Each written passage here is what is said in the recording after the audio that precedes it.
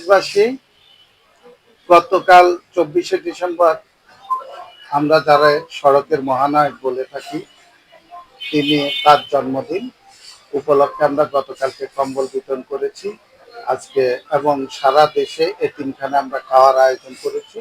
তার ধারাবাহিকতায় আজকে কেন্দ্রীয় কমিটির পক্ষ থেকে দুস্থদের মাঝে এবং এতিমদের মাঝে খাবার বিতরণ করা হচ্ছে। এই কর্মসূচিতে সুদূর কানাডা থেকে আমাদের মাননীয় চেয়ারম্যানের একমাত্র সুযোগ্য পুত্র, বর্তমানে নিরাপদ সড়কের ভারপ্রাপ্ত চেয়ারম্যান মিরাজুল মঈন জয় এসে অংশ নিয়েছেন। তিনি আপনাদের সহ দেশবাসীর উদ্দেশ্যে কিছু কথা বলবেন। আমাদের চেয়ারম্যান বর্তমানে লন্ডনে চিকিৎসাধীন আছেন, তার ব্যাপারেও কিছু বিষয় আপনাদের তুলে ধরবেন। সেই সঙ্গে আমরা আপনাদের কাছে আমাদের মাননীয় প্রতিষ্ঠাতা এবং চেয়ারম্যানের সম্পূর্ণ রোগ মুক্তির জন্য দোয়া প্রার্থনা করছি। এখন মাননীয় চেয়ারম্যানের একমাত্র সুযোগ্য পুত্র, বর্তমানে নিরাপদ সড়কের ভারপ্রাপ্ত চেয়ারম্যান মিরাজুল মঈন জয় আপনাদের উদ্দেশ্যে কিছু বলবেন। সবাইকে আসসালামু আলাইকুম।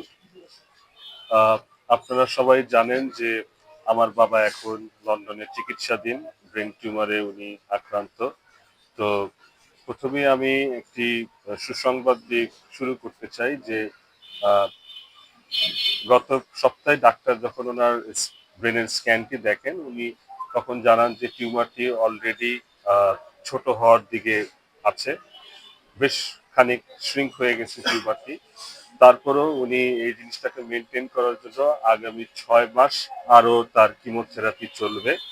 তো আমি দেশবাসীর কাছে আমার অন্তরস্থল থেকে তাদেরকে ধন্যবাদ চাচ্ছি যে আপনাদের দোয়ায় আজকে উনি সুস্থতার দিকে এগিয়ে যাচ্ছেন। এবং গতকালকে তার জন্মদিন ছিল।